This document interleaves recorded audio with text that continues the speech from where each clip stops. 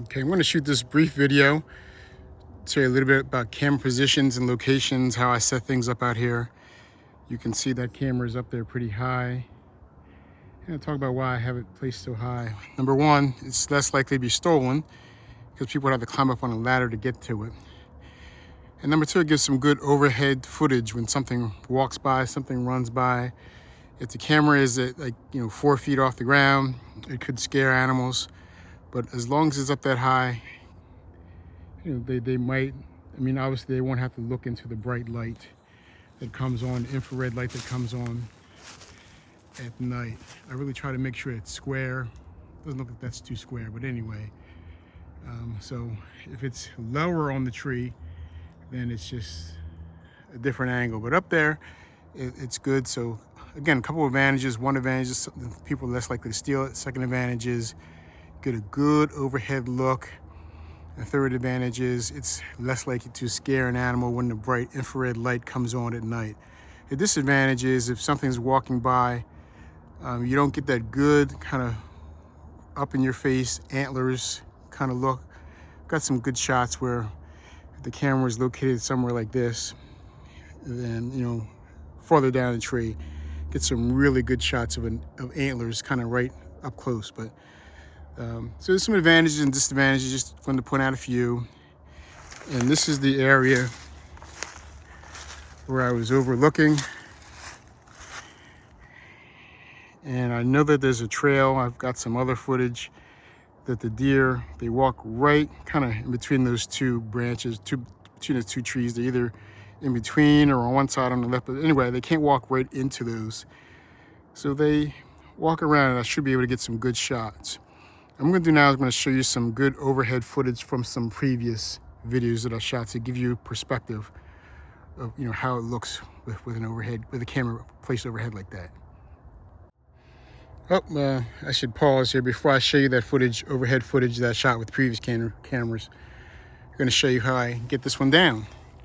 Not get it down, but I should say how I check it. I have to climb up the ladder. Beautiful day out. 21st of March, 2026.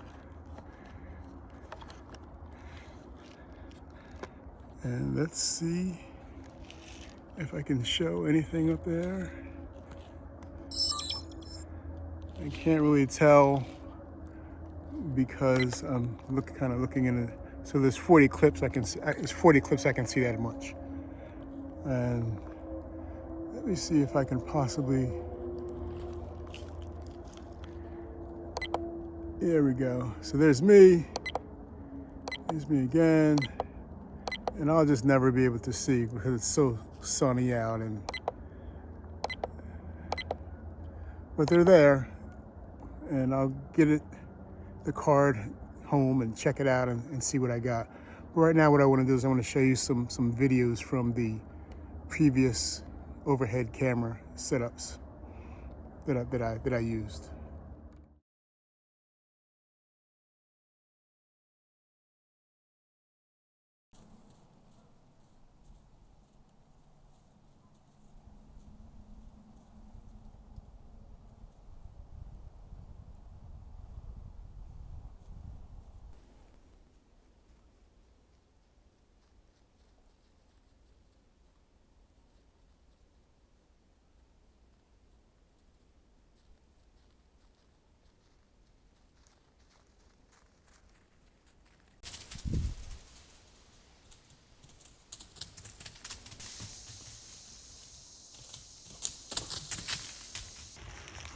Okay, I'm going to walk to my next camera. Got a lot of good footage here. I think what I might do, depending on what I see, when I check the card, I might move it. Depends on how I feel. Got some really cool footage of deer coming from this way and running and jumping right over this brush here. I couldn't really see it because of the camera angle, but I think it jumped, right on over all of this. And just amazing. So depending on what I see, I'll move the camera or I'll leave it, but let's go over here and check it out. Just think I'll give you some comments on camera setup. This camera is actually about like maybe I would say 36 inches off the ground. That's another good way to set your camera up. There's some advantages this way. You can get some good shots of things coming. If it's right at 12 inches off the ground, the light will go right into their face and they'll get spooked, they'll run right away. But if it's like 36 inches off the ground, where this one is, you can get some good shots where it doesn't always spook them. Like I say, the infrared light that comes on at night. The only problem is, one disadvantage is that this camera is easy to steal. Even though it's locked up, I had someone come, they try to cut through it. When they couldn't cut through the lock, actually you might even be able to see it a little bit there. When they couldn't cut through the lock, what they did was they actually cut the back of the camera off, and they got that camera. So one disadvantage is that this is a little low and convenient if someone finds it. But a major advantage is it's just the right height. You get some kind of antlers and deer walking by. Again, as I say repeatedly, you never know. So it's got some good things and some things that aren't so good about this position, camera position. So let's open this up.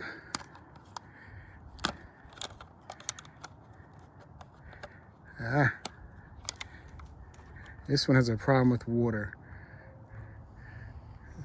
This is actually camera number 4. I don't remember camera number 4 having a problem with water before. I might have to take it home and kind of seal it up a little bit. Use silicone possibly. Well, so it came on, but everything's all fogged up. Let's see, maybe. You can see a little something. 47 images, that's me. Deer running. I'm gonna move this to put it in a different angle, to get a different angle of the deer when they run by.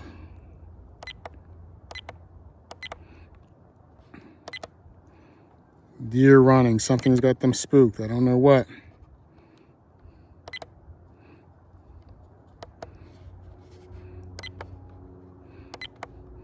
Deer running, moving, always, in this case, they're moving an awful lot from north to south.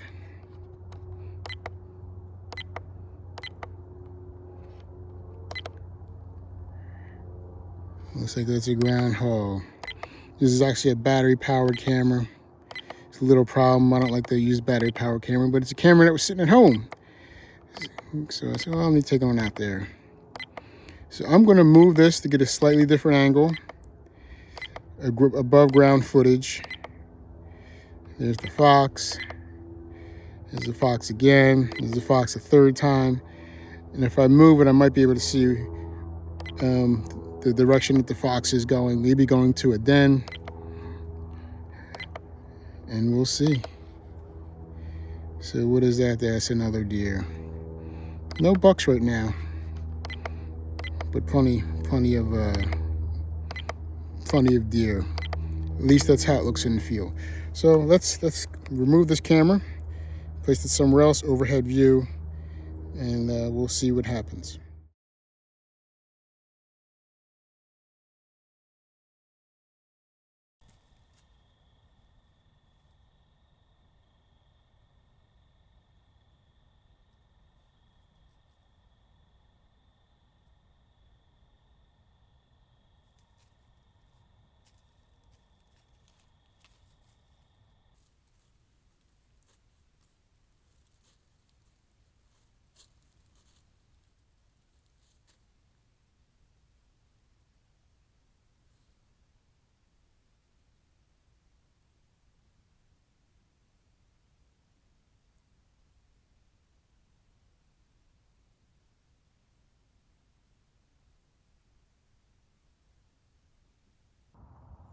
Okay, this is my third setup.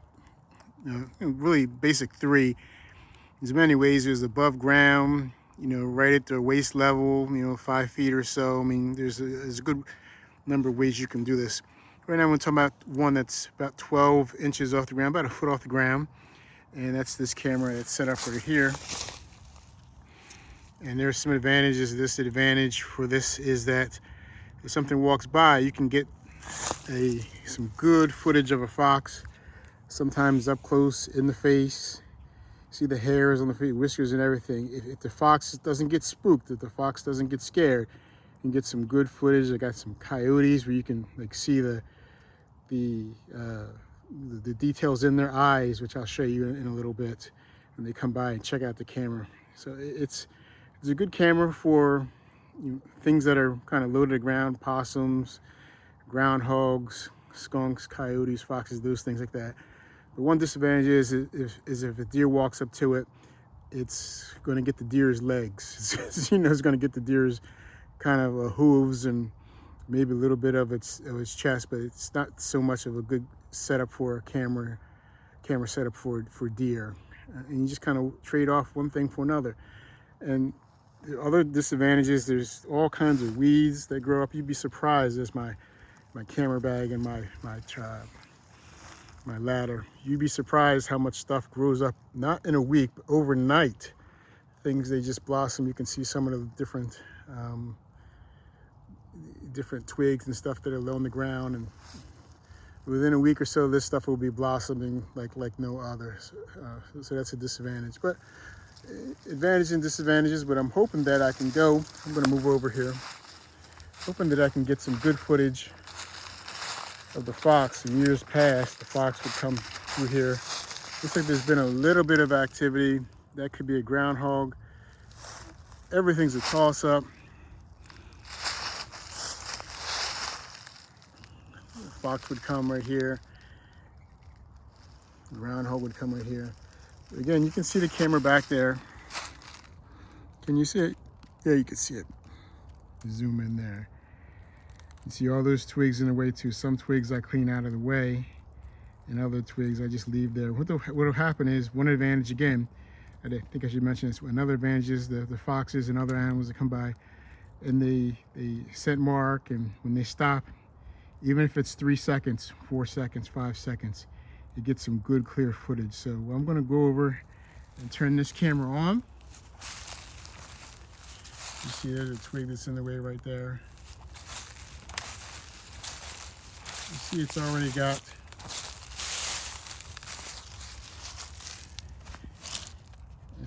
got my key in there. I think it should be set. Let's turn it on.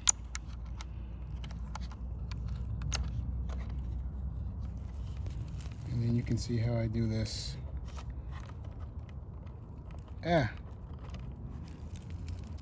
Always hard trying to hold a camera and turn the camera on there. There we go. So that should count down.